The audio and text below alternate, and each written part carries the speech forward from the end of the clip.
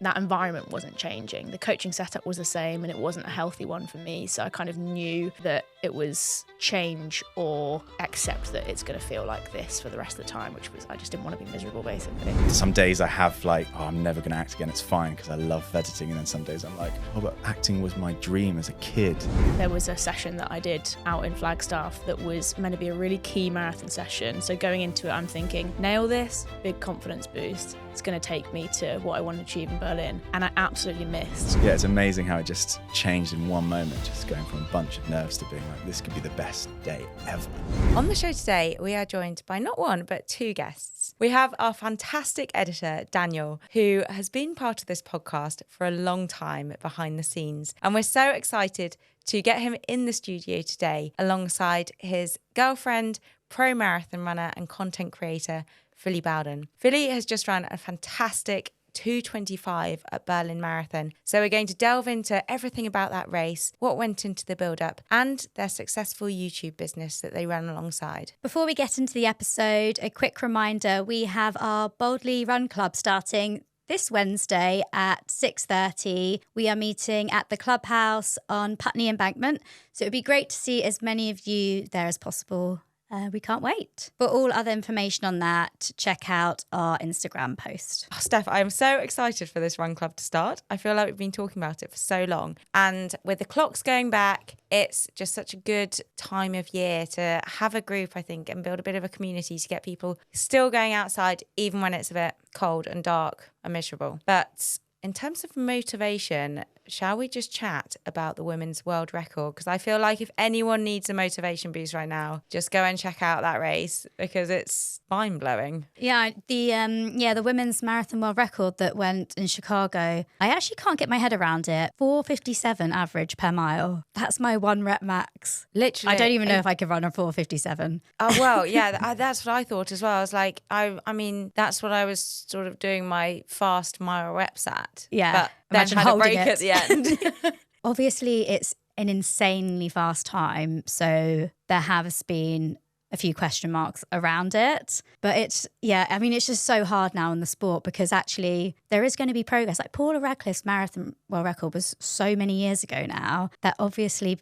women are going to be running faster. That's the thing. And there is, the shoe technology is better, fueling's better. There's just so much progress in the sport. It's, in some respects, it's not surprising that the records are just going down and getting so fast. But it's one of those things that as soon as anyone does anything incredible, there's going to be doubters. And it is difficult when so many athletes have been banned, and especially in Kenya, there have been so many sanctioned recently. So you just got to really hope that, it is a clean run, because if it is, which, I think innocent until proven guilty. So let's assume it is. And what a fantastic achievement and such a kind of step forward in women's marathon running. Yeah, and it just starts to push those limits, doesn't it? So for someone like you, where you're obviously still trying to run faster, it's like, well, how much faster can you really go if someone's running 2:09? And that's the thing. I think partly it is just once someone does it. Paula's record stood for,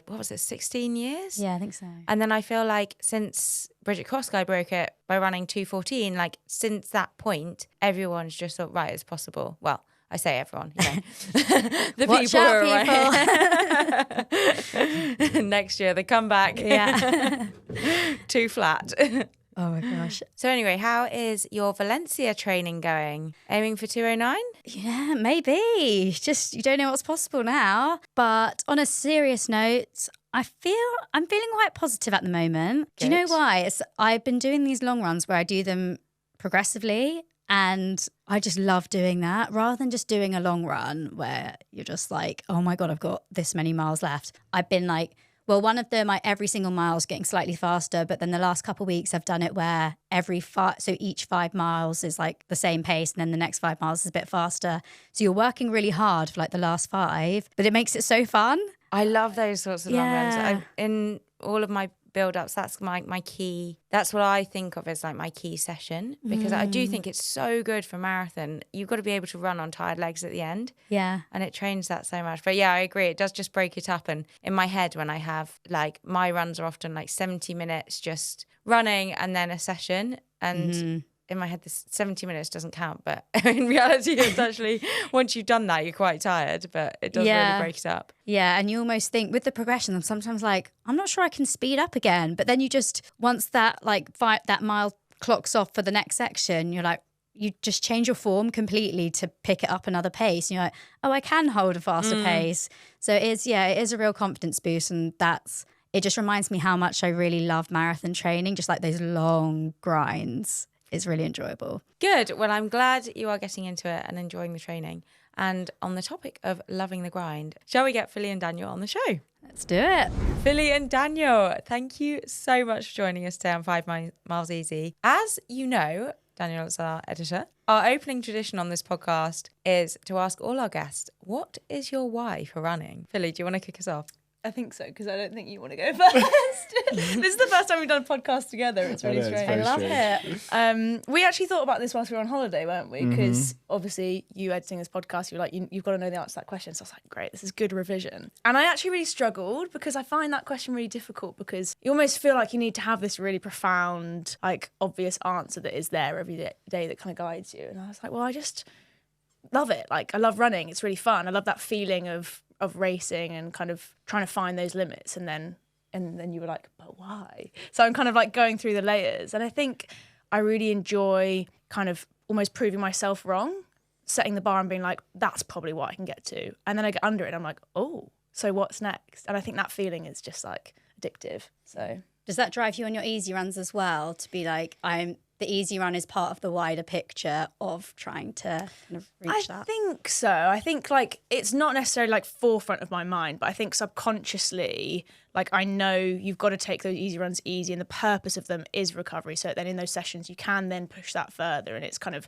zooming out of the whole piece. But when the easy runs involve like it being dark, rainy and grey, I kind of remind myself of that feeling of, well, let's get to the race and you've got to do this because you've got to tick this day off. So I think, it kind of keeps you committed to it. And what about you, Daniel? You don't run at quite such a competitive level. So do you have a different why? But I mean, it's changed. I think having edited this podcast, like a lot of people say that it's changed over the period of the time that they've been running. So I first got into running just because I was really overweight and I just needed to get fit and trying to lose a bit of weight. So that's kind of why I started. So that was my first why. But I guess now, like, I have to do it for my mental health. I have to do it for my physical health. I have some underlying health issues that, like, if I don't run, they just get worse. So, like, that's, I just kind of have to run now. That's kind of my why. You do enjoy it now as well, though. I do, yeah. Yeah, I love that. I love seeing the journey of people starting out running where at first they're just like, oh, this is so hard. So painful. And then I'm just like, stick at it, because over time, you are just going to get the bug. I love it. It sounds like it started as a punishment and now it's actually your medicine, therapy and everything. Absolutely. If I don't run, like, Philly is awful when she doesn't run. Like, she's just bouncing off the walls. And I now get like that. And I understand the feeling of like not going for a run for, 3 or 4 days. And I'm like, I'm just itching. I need to get out. I've got all this energy. So, yeah. Start relying on those endorphins, don't you? Because it becomes part of your routine. And then when it's taken away, you notice it. Yeah.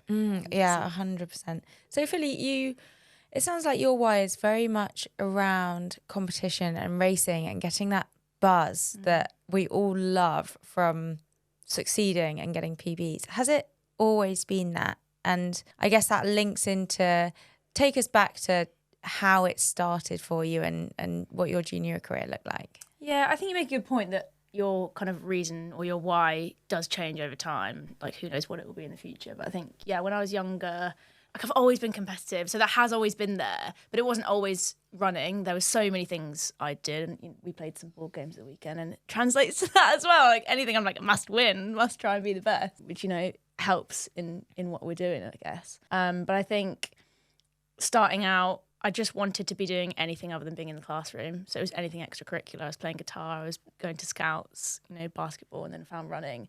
And I think it was a noticeable difference compared to like the other clubs and like societies that I was part of, that I really, really enjoyed it. So I think I wanted to be as good as I could be, and kind of comparison in a helpful way maybe at that age, seeing other people that were better than me. And in my age group, always been in the same year as Jess Judd. So I'd do the national cross and be like, she's so good.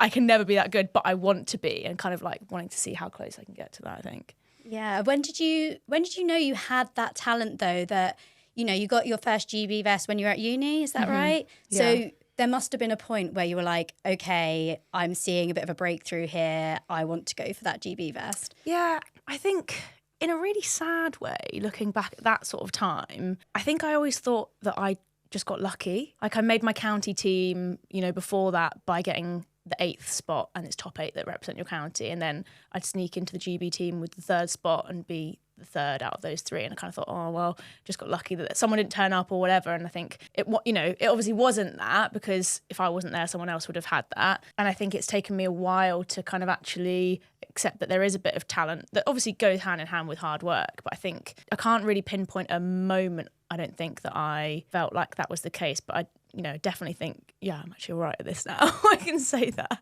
That's so interesting, because I mean, most people would look at that and be like, wow, it's GB vest, you know, they're miles off that. And then you were looking at it being like, well, it's the 3rd spot. It's like not as good. Whereas, I mean, it is all relative, isn't it? But you obviously did have a huge amount of talent as a junior. And then, of course, you went on to Oregon University, which you've been quite open about, and it sounds like it wasn't the most kind of positive environment for you. So how did that unfold, and what did that chapter look like? Yeah, so I ended up going to Oregon for my master's. So I did my undergrad in the UK, went to Brunel, and then went out to the US. Like a lot of uni students do, you get recruited either before doing your undergrad here or afterwards. I think it was good that I had my undergrad under my belt, because I kind of felt like I had nothing to lose in that sense, going out there to kind of run. Obviously, I'm doing a master's as well, but that was kind of secondary to the running out there. And I don't regret that like decision or experience. It was kind of a weird, haphazard way of ending up at Oregon with some coaching changes and committing to a different university, then ending up at Oregon. And I think for all the kind of negative side of it, where, yeah, I ended up in not a great place, relapsing into my eating disorder, not running very well, and that probably being the root of a lot of other kind of like unhappiness whilst I was out there. But I think you can't really take that out of where I am now. Had I come back and kind of was in two minds about even carrying on running, because it just wasn't a positive thing anymore, but kind of stuck through it and then reconnected with why I enjoyed doing it, and I'm here now. So yeah, whilst it was really horrible, like tough time, made a lot of friends, still had, you know, good experiences whilst I was there, getting to race in the NCAA, even though maybe most of those races didn't go how I wanted them to. I think I learned a lot from that, and I learned a lot about myself as an athlete, which I think, you know, I still take with me today into what I do, which is, you know, a good thing. Was it a difficult decision to come home early from that? What made you sort of... Yeah, I think so, because I wanted it to be this dream experience, and I wanted to be All-American or, you know, make it to the national championships outdoors. And I had the opportunity to continue and do the full 2 years there. In hindsight, I came home just before the pandemic, so wouldn't have happened anyway, or I would have had to then stay for 3 years, because I think everyone got gifted like an extra year of eligibility because of the pandemic. But it helped that I'd met this one when I came home for Christmas, so I was missing home more with Daniel being at home, and I think most of my support system being at home. After I thought about it, having come home at the summer after 1 year, going back and then cutting my time short, it was obvious where I needed to be to get into a better headspace again, or at least sort of start that healing process, because it's that kind of age-old saying of, you know, trying to do something the same way and expecting a different outcome. That environment wasn't changing. The coaching setup was the same, and it wasn't a healthy one for me. So I kind of knew that it was change or accept that it's going to feel like this for the rest of the time, which was, I just didn't want to be miserable, basically. I think it's so interesting that, and actually we've spoken a bit about this recently on podcasts, where it's sometimes it's actually the hardest things and the things that feel like a bit of a failure or not how you wanted them to turn out that you learn the most from. Yeah. And you learn so much more than if it, I mean, it's never a linear line, but if it were, you wouldn't learn as much. And there's a saying of, just because it's hard for you doesn't mean it's bad for you. Yeah. And that's something that I think I've looked at a lot recently and kind of taken a lot from. And it sounds like that's how your Oregon experience ended up for you. And you mentioned it kind of made you reconnect with your why. But what kept you in the sport, and what kept you going when you came home and kept your love for running and your hunger? I think to start off with, I came home and I was coming out of an injury that I'd had in the States and was able to run again, very unfit because I'd taken a lot of time off. But coming home, it was the only thing that was obvious to do or that I knew. I was like, well, I guess I'll go down the club and get back into sessions. And I took myself to a cross-country race at Hampshire League and got like beat by everyone that I didn't think should beat me sort of thing. It was like demoralising, but I kind of saw it as I've got to do the first one. I've got to get back into it. And then I think just trying to, not forget what had happened, but just go back to the process of years before when I was kind of going through the school system. And it's like, just commit to the idea that you will improve and keep at it sort of thing. And I think going back to my club, going down to Aldershot and doing those sessions reminded me that, I still did enjoy it, even though at that point there wasn't really many people my age there. I was running with like the under 17 boys and like getting beat by all these kids, but there was still that glimmer of, I remember why I enjoyed this. And then you start seeing the improvements again. And then I thought, oh yeah, I'd quite like to get in some more races. And then lockdown happened, which was, I suppose, a time for me to then remember that I also enjoyed training without like the competition element, which, I think is a good reminder as well. Yeah, I think that's such a good message for everyone though, because there's always going to be times where we plateau, we struggle in training, but just remembering if you do love running, just stick at it, because patience is so key in the sport. Yeah. You've just got to keep kind of showing up, and it will come back to you at some point, but it can be hard. And how did this period in your life impact how you train now and the coaching setup that you look for now? Did you kind of seek something different? Yeah, I think once I got back into it, I obviously had a huge knock to my confidence. And don't get me wrong, so much has happened between there to where I am now. And it's not looked like this, straight upward trajectory. It's been up and down, up and down. And I think, it's really good to remind yourself of that when you're in those kind of dips, that like it's part of that kind of like undulating process. And yeah, we moved to London and I was kind of in and out of enjoying running and not enjoying running because the kind of environment around it was so different. I had to fit it in around full-time work, I had to do it in the dark, I had to do it on my own. And I think that really sort of challenged whether I wanted to continue doing it. And sometimes I just didn't, I then started working with my old coach, Helen. And at that time, it was the perfect setup because she was so brilliant at accepting there are other parts of my life. And if I'd had a long day at work, or if I was just like, really don't fancy running today, she's like, I don't want you to force this because I don't want you to then end up hating it. I want you to be enjoying it. And I think, what I'm doing now is so focused on that. What's the most exciting? What do I enjoy? Gravitate towards that. Obviously, there's the parts of training that you maybe sometimes don't want to do and you have to, but so long as it's obvious that it's directly connected to this goal that's exciting or the next thing that, I am going to enjoy, that kind of keeps it constant, which is, really helpful. And at what point did the marathon become the goal that excited you? I think it was a long time ago, a long time before I even ran my first marathon. I can remember running my first half and immediately afterwards thinking, how does anyone do this twice faster than I've just done it once without stopping? And talking to my coach Mick at the time, when one of my friends did the London Marathon and he said, you can run faster than that. And I said, it's too long, it's too far. But I want to do it one day, and sort of said, when do you think I should? And he sort of suggested in your mid-20s. And I thought, oh my God, that's only like 2 or 3 years away. And then I think that's when it kind of, the seed was sown. I thought maybe when I'm 25, 26, like London's always been on the bucket list. Not got there yet. But yeah, I saw it as this new, terrifying but very exciting thing at that time. So, and I think it still is that. So that was Seville 2022. Yeah, that was my debut. Yeah, and then 2.5 years later, so in Seville 2022 you ran 2:34? Yes. And then 2.5 years later, you just run Berlin. Mm-hmm. So 9-minute PB, 2:25:47, which is just insane. Yeah. I watched your YouTube about Berlin and it sounded like you changed quite a lot in this training block. Even if you look back at Houston, it's a big chunk off your PB just from January. Yeah. And it interested me because I think for a lot of people, making a lot of quite big changes for a really major race would feel very daunting. Yeah. And marathon, I think all runners like to do the same. So what triggered that change? And it obviously worked for you, but why? Yeah, I think maybe even on the surface, you could say too many changes when you kind of go through and list them and think, this is not going to fly as an experiment. You're always told to change maybe one or two things and then see what the result is so that you can at least deduce maybe it was due to those things or not. And a lot of it came from coaching change. So I switched to being coached by John Green in March, probably a few weeks before Berlin half. So he kind of coached me into that race. And then, for this block, it was our first marathon block together. So that brought some changes in, I suppose, his like coaching philosophy and how he trains for the marathon, but also a lot on the kind of psychological side of things.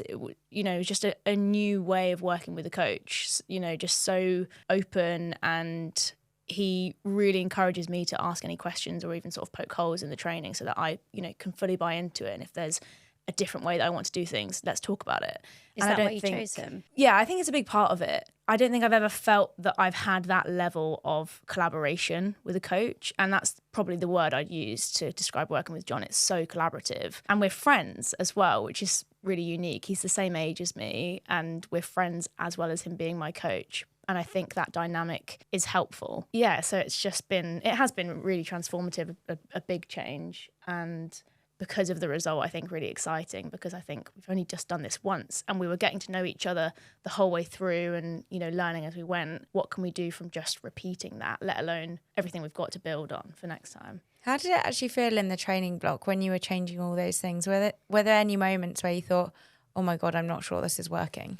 Yeah, definitely.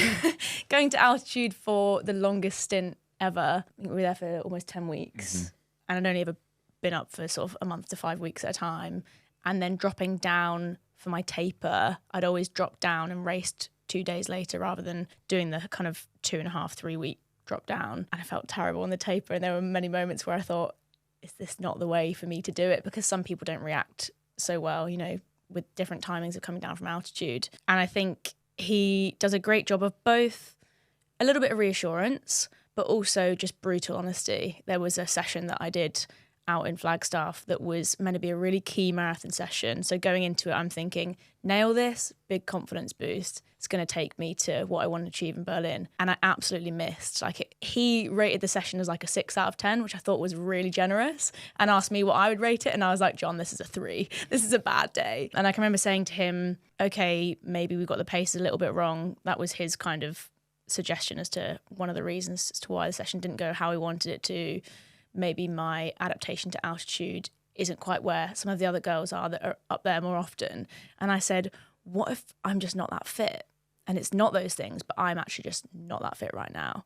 And he said, I'm not going to bullshit you, Phily. I don't know the answer to that question. And I was like, great. But I appreciated the honesty because I know then when he reassures me, if I say, what if I'm not that fit and not ready to run this? And he says, no, you're ready for this. I know that he is being honest. So we're kind of, we're on that same level, which is really nice. It's so reassuring though, because obviously the race went amazingly and better than you hoped for. So it's great to know that, okay, you feel crap in the taper, you have a 3 out of 10 session, it doesn't mean anything really in the grand scheme of things. Was there a point in the training block where you knew you were on for a PB? I think having had my confidence knocked so much in Houston, because I was going for, roughly this time or similar in Houston, and it didn't come off and I ran a positive split. That was in the back of my mind the whole way through the block and the taper. So I don't think I was ever confident enough to say it would have been this big of a PB. I think a little bit slower, maybe a minute or two, I'd have said, yeah, on a good day, let's hope for that. But I think I'd been really humbled by just the toughness of that previous marathon. So I don't think, the confidence that I have now, having run the race, is in such a different place to where it was for probably the whole block, which I'm sure you can attest to, with me having many freakouts and Daniel thinking, I don't know what to do. That's actually so good to hear, I think, because the message there is very much, it doesn't need to be perfect to have an amazing result, and you don't need to be feeling super confident the whole way through a training block to pull it off on the day. Yeah.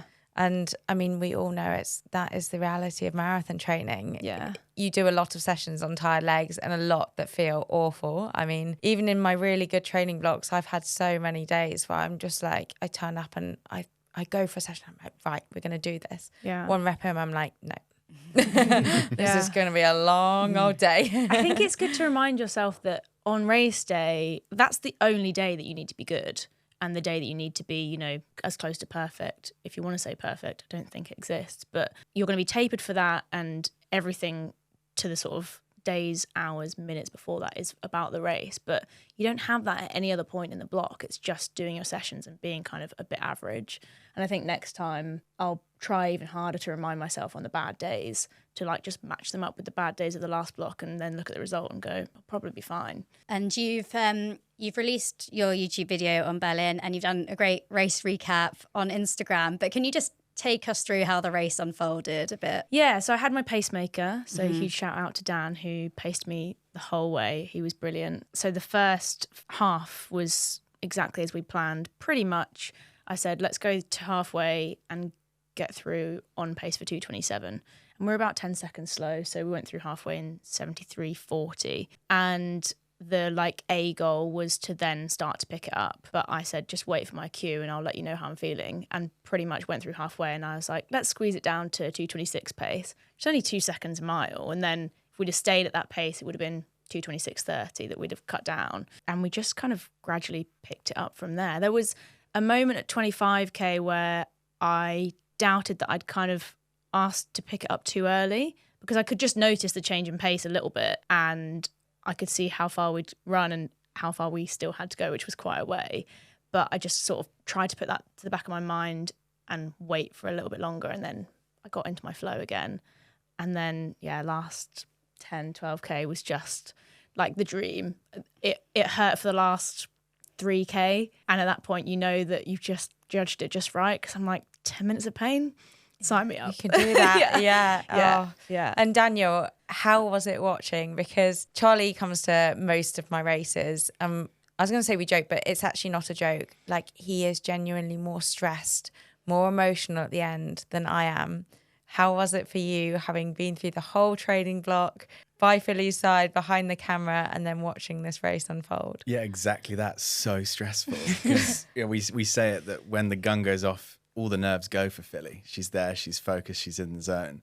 Whereas for us, me and John were there, Phily's coach, and yeah, we're just there like a bunch of nerves. And I try not to look at the app either. I try not to look at any of the pacing, because I want to be able to film the video with kind of a very neutral look on it. I don't want to give the video anything, whether it's going badly or if it's going really well. I just want to be very neutral about it. But I remember asking John as Phily went through halfway, and then he was like, oh, they're about 10 seconds slow. And I was like, oh my God, this is going to go so south. Like, what is going on? Oh no. So, but he was like, don't worry, it's fine. It's fine. And then we saw you at 36. And I remember like screaming at her to the point that I forgot to film, and just Phily screamed back in my face going, I can't remember what you said, just something like, fuck yeah.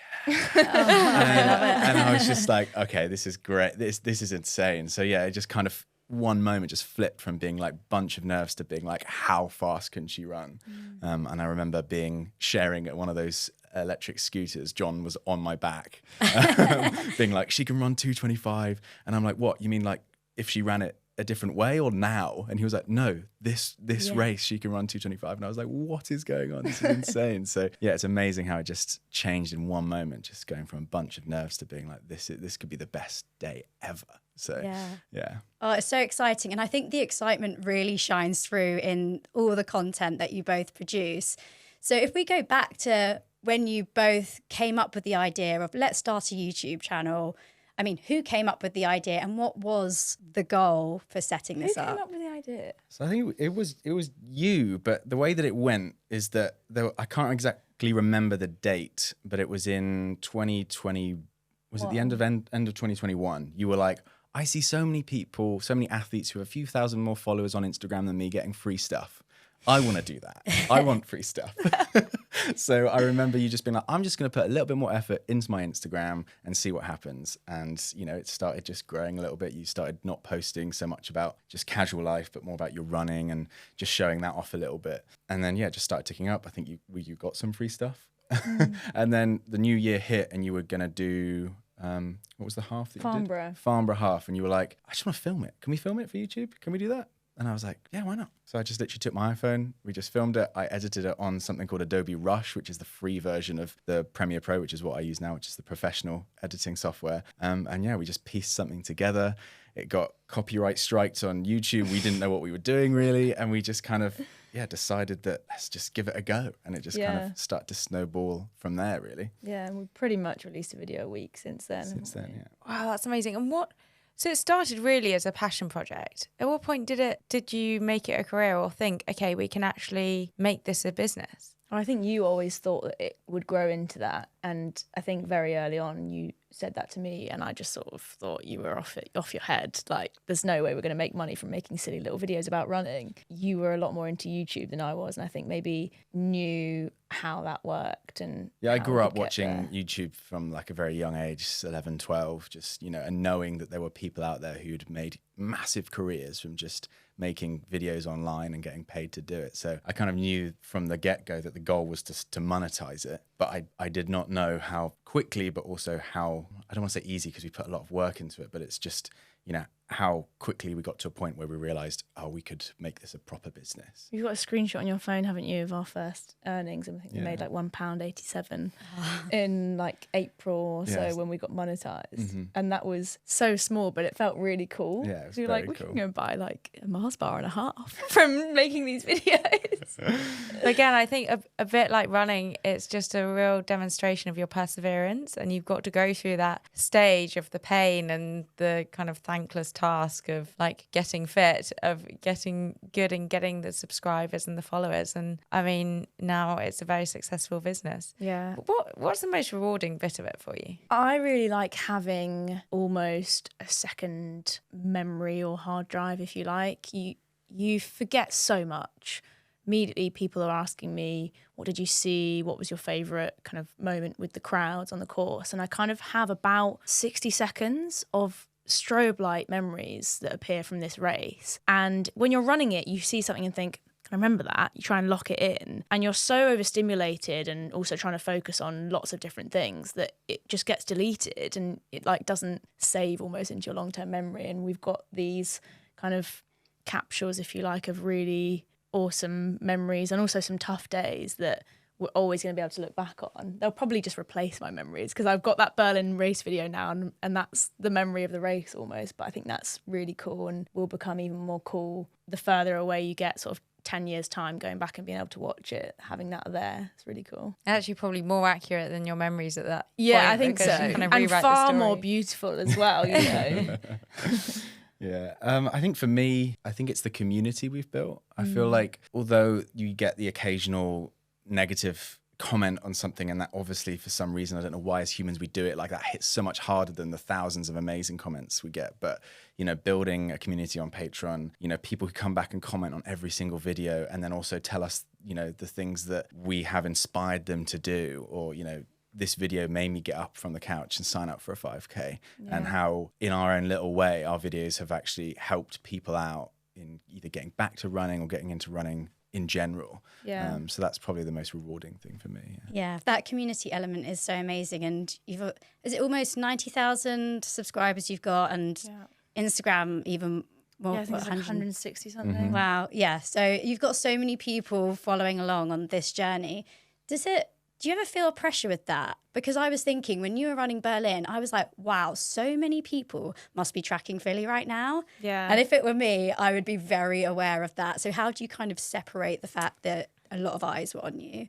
I don't think I feel a performance pressure because there's so many people that are the first to be in my corner, even on a tough day. And, will say, you'll be back, or, there's something to learn from this, and kind of almost repeating back to me the things that I'll say or that they know I'll say. I think I feel almost a responsibility on the social media front for the younger athletes and to be as good of an example as I can be, especially knowing how easily influenced you are at that age and kind of growing up, taking influence from people I looked up at. I think I feel more pressure from that, but that's obviously at how I kind of conduct and hold myself online. I think on the performance side, the loudest pressure is probably from myself. So everything else is kind of noise in the background behind that, which is probably a good thing. And you always come across so comfortable with sharing so much and being so open. But I'm interested in what goes on behind the scenes. Do you genuinely always feel like that, or are there days when you actually kind of struggle to share things? 'Cause I know I've been in, I mean, not that I do about 1% of what you do online, but it's great when it's going well. But when it's not going well and you're struggling, it's really hard to then put yourself out there, and I kind of want to hibernate. Yeah. I think in a really strange way, it's almost easier the more you share, in terms of worrying how a video will land or worrying if people will think a certain type of way about a video. That gets easier the more you put out, because you're just putting content out and it's about being consistent. And I've become a little bit numb to that, in that I'm just like, I don't care. If someone thinks negatively, that's not the person that I need to watch my content, and they can move on.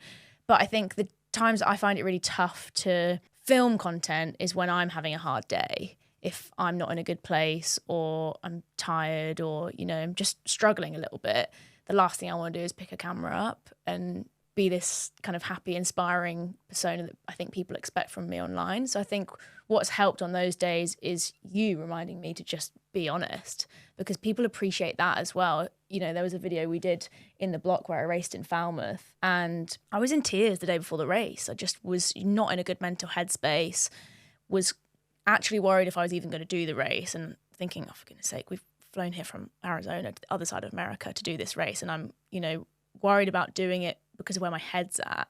And you sort of said to me, well, everyone probably experiences that.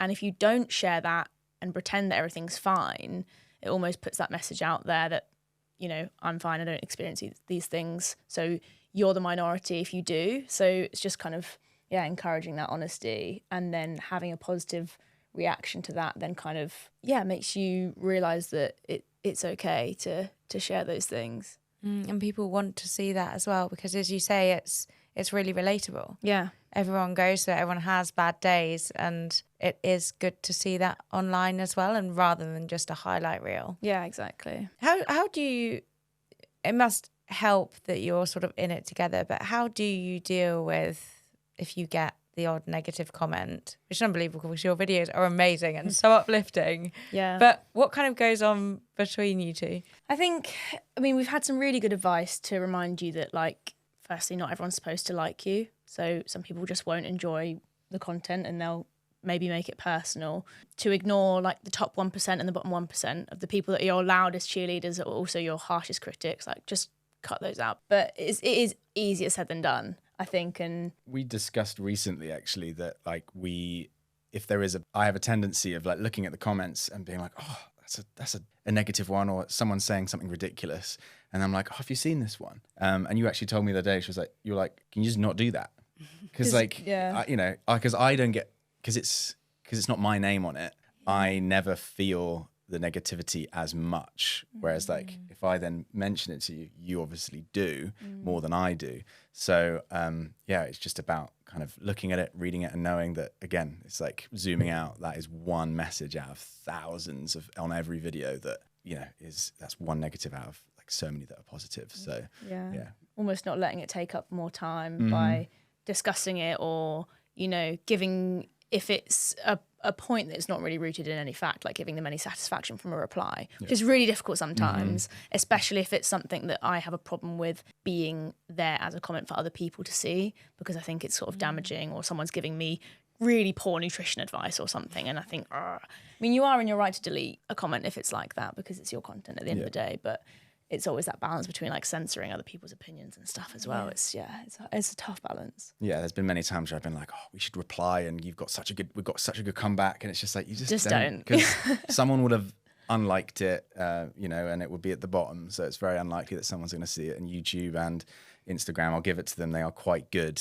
at, like, pushing hateful comments to the bottom. Yeah. So at the end of the day, most people are not going to see it. Yeah, and also rationalising it, that for most negative comments, that person behind the screen is going through something themselves. 100%. Yeah. So, yeah. And Daniel, I'm really interested because obviously you have created a reputation for yourself now as being an incredible editor that we can very much attest to. How's that shaped your own career? Yeah, it's weird because I just fell into it because we told you the story about how we start the YouTube channel, but kind of it snowballed from there in terms of my editing skills. I just went from I wanted to create a title on this this cheap software I was using, and I couldn't do that on that one, so I had to download and buy the expensive one, and then that is so complicated and confusing, so I just spent hours trying to work out how to do it on YouTube, watching videos, and then through that process, editing a video every single week, I just got better and better and better at it. I don't know if your viewers know, but I came from an acting background, so at the time that we started the YouTube channel, I was jobbing as a nanny, I was doing tutoring,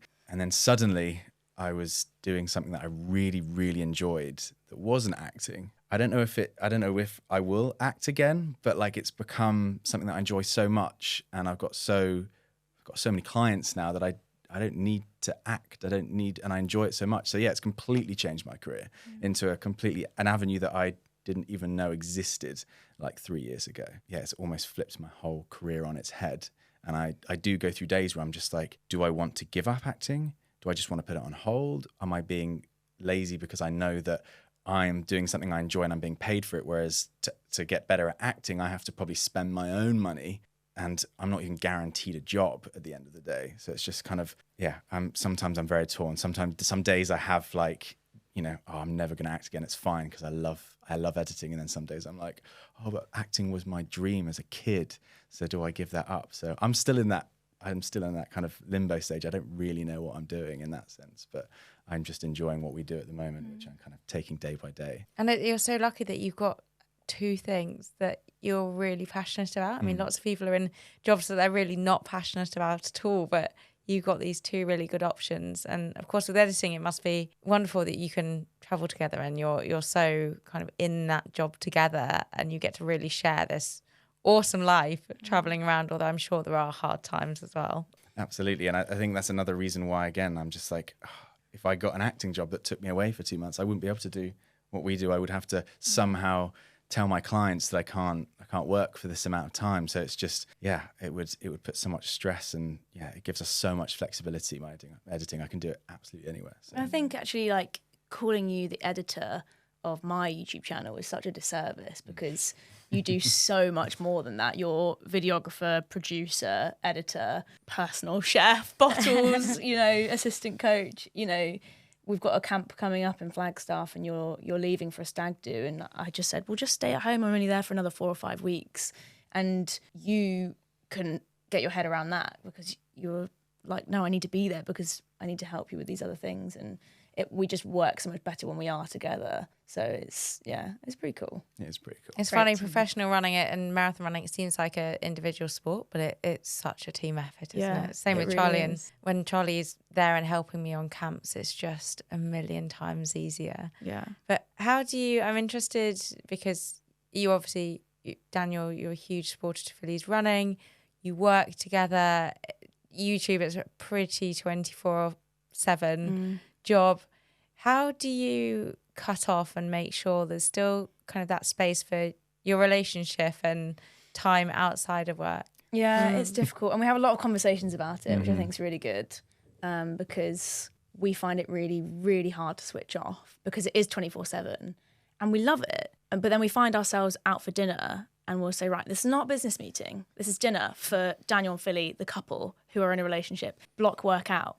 And then 15 minutes later, we're talking about a video that's coming out in 3 weeks' time, or thinking about how we can do something better. And then we find ourselves getting annoyed at that, but then bringing it back to, well, it's more than just work. And it's not like being out for dinner where, boyfriend is an accountant, wife is a lawyer, and they're, talking about their respective workplaces. It's so much more all-encompassing than just our job. And I think that's okay sometimes. We do work pretty much every day, but it's not, all hours of the day. It might be a couple of hours on the Sunday, and then, maybe you're thinking about it whilst you're doing something else, but it's a lifestyle choice as well as kind of what we're doing for our careers. But it does get bad sometimes. It's like we went to Greece, and we did work a little bit, but we had 6 days of doing nothing. And I think I definitely realized, like, my whole body was just so tense for the last 3 months, that I realized, oh God, yeah, we do need to make a bit more of an effort, especially in marathon blocks, to just take those, even if it's just a few hours, to go and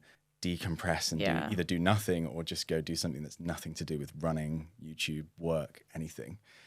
Because it was really useful just to completely decompress. Yeah. It's good to be aware of that, but at the same time, I guess as Phily said, it's so amazing that you both found something you're so passionate about, where work, in quotes, doesn't need to feel like work. And it's the same as, like, I think, you know, running your profession, it's the same thing. It's something you're so passionate about, but it doesn't, I think there's an idea that work needs to be unenjoyable or something, but actually it can sort of flow into your personal life as well. Yeah. What about with sponsors? Obviously, a huge part of funding this is sponsorship, but there's kind of the overlap with your running career as well. And you've just signed with On not too long ago. So how does that kind of work? Yeah, I mean, the sort of partnership with On is really unique, and it's still in its infancy, really, because we signed that deal in June. And I say we because it's kind of twofold. I'm a pro athlete with them, but I'm also a partner, which kind of relies on the content creation side of things. And I think we had for a while really wanted to find a brand that was willing to work with us like that, because there are these two sort of separate but very connected things that we bring to the table. And so that's what we're doing with On now, and really excited to see how that can continue and where it can go. I think it's really nice to have a brand that is bringing you on board and not just saying, right, we want you to run well and show up for us and run fast in our shoes and that's it. But they kind of appreciate that we're doing something that not all athletes are doing, but it adds value in a different way. I think, you know, in the 80s, it was just, well, if you're wearing these shoes and you run fast, people see you and then you're in the paper, and that's basically where your exposure finishes. And it's a very different world now, and it's still changing. I don't think we really fully understand where it's going to go, but it's cool to see that kind of fed into, that deal for us. Where do you see it going? Honestly, I don't know.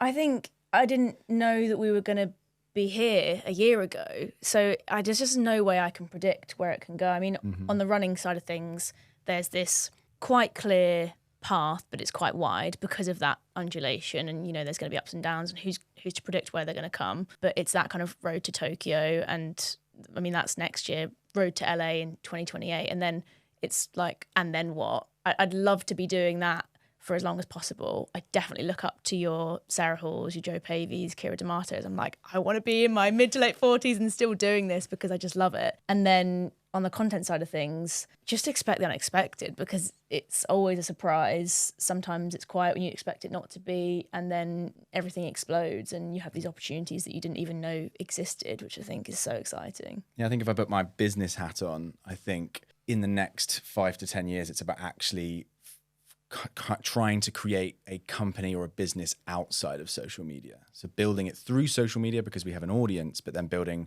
an external business because social media is so up and down. You know, we've even seen it. It's not so bad on YouTube, but on Instagram, like, you know, for 3 months, Phily's growing crazy, and then suddenly nothing. And it's just crazy that the companies like Meta and Google can just change at any moment. They can take the funding models away because they can. And so we can't rely on that. So in the next 5 to 10 years, it's about trying to create a business which can live outside of social media. What might that be? We have ideas. TBC. TBC, yeah. Yeah, I think we've got things to build on as well. I have my coaching business that, you know, has room to grow in different directions. And we have lots of ideas, but I think the problem is being able to duplicate ourselves isn't an option. It's like, trying to manage your time and then always have this balance of the running has to come first before everything, because everything almost leapfrogs off that. So that's always the tricky part. But. Yeah. And we're just getting to that point where it's about delegating. It's actually about, do we need to employ someone to do X or Y? It's just, you know, and then taking that out of our own hands is quite daunting, of being like, let's give it to someone else to do that because we don't have the time. And you're like, are they going to be good enough? Do we actually have enough money to sustain that over a long period of time? So yeah, we're getting to a bit of a crossroads where we need to kind of think about that and work out what we're going to do next. So exciting. I was just thinking, I just remember this run that we did, Phily, 2-3 years ago, where you were complaining about your 9 to 5 job, and you were like, I don't know what I want to do. Like, looking you hadn't for even counsel. started YouTube. And it's just so funny to see how different your life looks now. Yeah, I had a real problem and sticking point with not knowing what I wanted to do. No matter how many people tell me that there's these amazing people in their 40s and 50s that they know that still don't know what they want to do, that wasn't a comfort to me, because I wanted to be knowing what I wanted to do and to be doing that thing. And always sort of envied people that had always known they wanted to be a doctor and were being a doctor and were, you know, loving and hating it, you know, simultaneously, and was searching for this thing that I expected to just be in a job description on a website somewhere, and then kind of not realizing that it didn't exist until I kind of created it and fell into it, which I feel, you know, so grateful to be in that position now. And I think anyone that is in that position, just know that you might not know what you want to do actually exists. You're kind of given these very rigid, structured, basic options when you're younger, and you kind of think, obvious career choices, pick from the list, but your obvious career, you know, might not be on that list, and it might not even exist yet, which is an exciting thing. So don't get too frustrated with it. And you were only in your 20s when you were thinking that, which is, I'm sure it didn't feel it at the time because you were so eager to find this thing, but you're so young. I think the other really important thing is that things can change. You know, what you love when you're 21 might be completely different to what you love when you're 31, and having that flexibility, which I do feel like now is getting more commonplace. As you know, we have a closing tradition on this podcast where we ask our guests, what is your high five me moment? Now, I feel like there are so many here because you guys do so many incredible things, but whether that's on the YouTube, the content side, you're running for both of you, or in life generally, what would be the moment where you give yourself a big high five? Yeah. I thought of this actually, and I think it was a moment where, going back to when you said that you potentially wanted to make a video for that first half marathon that we filmed, and I think in the back of my head I was like, what's everyone else going to think? Like we're going to pretend to be YouTubers. Everyone's going to be like, what are you doing?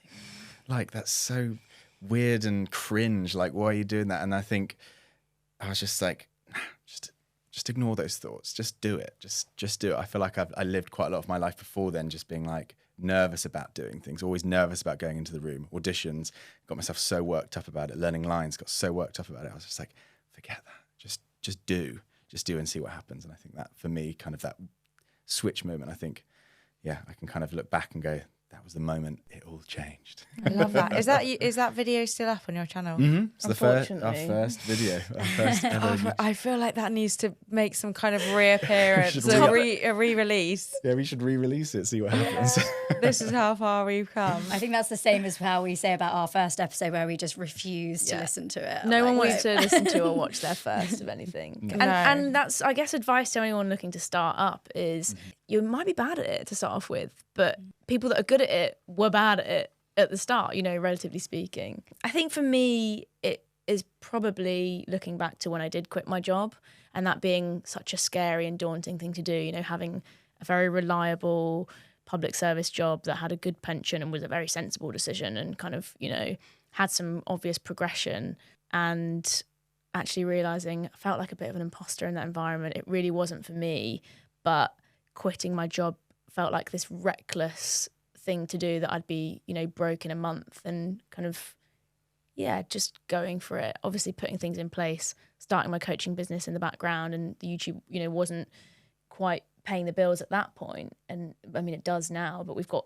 those kind of, all these portions of our pie, if you like, that are our work. And I think being able to see that, even though it was sort of a blurry vision in the distance, that we could get there, and it was enough to go, I'm quitting this, even though it's scary, and kind of, taking a leap. I think those are such amazing high five me moments, both of you. Big high five there, and thank you so much for coming on the pod today. Really appreciate you taking your time out when you were actually meant to be having a bit of recovery time and downtime, but you fit us in your schedule. So thank you very much, Rope. Thanks for having us. Yeah, thanks for having us. Thanks for joining us. 5 Miles Easy. See you next time.